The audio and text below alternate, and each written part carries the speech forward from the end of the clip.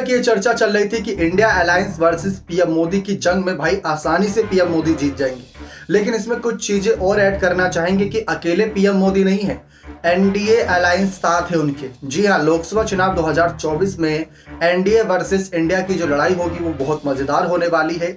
जहां India alliance में सूत्रों के अनुसार 28 पार्टियां अभी तक शामिल हैं, तो वहीं एनडीए अलायंस की बात करें तो उसमें आंकड़ा करीब 32 या 38 तक पहुंच चुका है।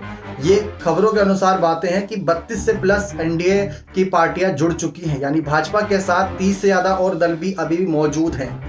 तो ऐसे में ही यहाँ पर इंडिया अलायंस हार रही है। लेकिन गौर करने वाली बात है, जो इंडिया अलायंस में विपक्षी पार्टियां हैं उनमें ज्यादातर पार्टियों के पास खुद के सांसद हैं, कुछ पार्टियों के पास नहीं है। लेकिन अगर एनडीए की तरफ देखें तो बहुत सी पार्टियां ऐसी जिनका आज के समय में एक भी सांसद नहीं है, बस वो सपोर्टिंग रोल निभाते हैं बखूबी।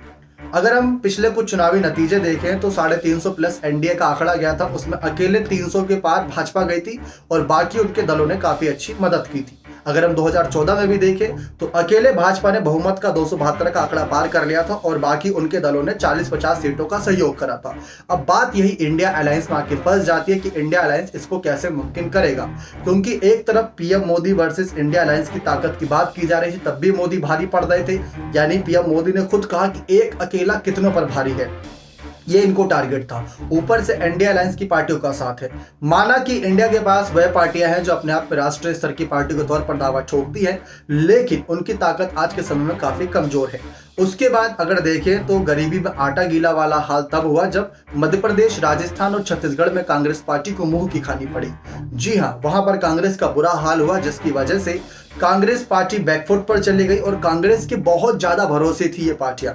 राहुल गांधी की भारत जोड़ो यात्रा, कर्नाटक में जीतना, हिमाचल में सरकार बनाना, वो भी भाजपा की सरकार को हराकर, वो बहुत बड़ा एक कॉन्फिडेंस लाना था। लेकिन अब वह कॉन्फिडेंस धाराशायी हो गया। तो ऐसे में इंडिया अलायंस की अगली जो बैठक में सबसे पहले फैसला होगा वो सीट शेयरिंग पर होगा।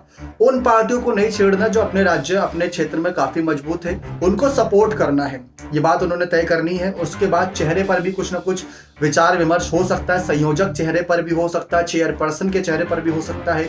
क्योंकि अभी तो ऐसा होता है कि नीतीश ने बैठक बुला ली, फिर महाराष्ट्र से उद्धव ठाकरे ने बैठक बुला ली, दिल्ली में मल्लिकार्जुन खड़गे ने बैठक बुला ली, कर्नाटक में कांग्रेस के द्वारा बैठक बुला ली। तो ऐसा अभी तक चल रहा है, लेकिन ऐसा कब तक चलेगा, क्योंकि एक नेतृत्व होने वाला चाहिए। जैसे पीएम मोदी चेहरा फिक्स है एनडीए की तरफ से, लेकिन इंडिया की तरफ से भी कोई चेहरा होना चाहिए। बाकी आपको क्या लगता है कि क्या इंडिया कड़ी चुनौती दे पाएगी एनडीए को या नहीं? अपने कमेंट सेक्शन में जरूर दीजिएगा। बहुत बहुत धन्यवाद।